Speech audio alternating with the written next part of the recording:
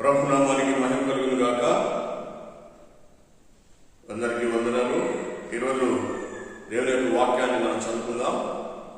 అపోస్తలుడైన పౌలు తిమోతికి రాసిన మొదటి పత్రిక 4వ అధ్యాయం 16వ వచనాన్ని మనం చదువుదాం. నిన్ను గూర్చి నీ బోధన గూర్చి జాగ్రత్త కలిగి ఉండము, వీటిలో నిలకడగా ఉండము. నీవిలాగు చేసి నిన్నును నీ బోధ విలువారిని రక్షించుకుందువు. ప్రియులరా, పౌలు కాపరుల పత్రికలు అని పిలువబడే తిమోతి మొదటి పత్రిక, 2వ పత్రిక, తీతు పత్రికలో నుండి బోధన గురించి చెప్తున్నాడు. బోధ అనేక ఆత్మల రక్షణ ఉద్దేశంతో బోధించారు. అలాంటప్పుడు బోధకులు జాగ్రత్తగా ఉండాలి అని చెప్తున్నాడు. బోధకులు జాగ్రత్తగా ఉండటం మంచిది. యాకోబు తన పత్రిక 3వ అధ్యాయం 1వ వచనంలో చెప్పాడు, అనేకులు బోధకులు కాకుండా మంచిది, అది వారికి మరీ కఠినమైన తీర్పు ఉంది అన్నాడు. కాబట్టి బోధ విషయంలో జాగ్రత్త కలిగి ఉండాలి. ఈ దినాల్లో అనేకమైన బోధలు వస్తూ ఉన్నాయి. అనుసరింపకూడని బోధలు, అనుసరింపవలసిన బోధలు, అవును అనుసరించవలసిన బోధలు.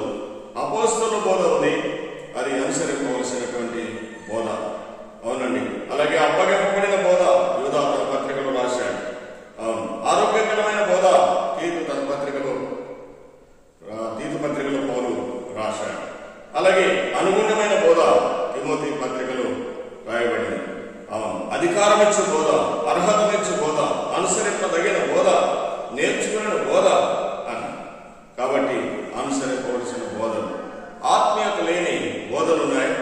అవి అవిశ్వాసులకి సరిపోతున్నాయి. అవి పాటింపకూడని బోధలు.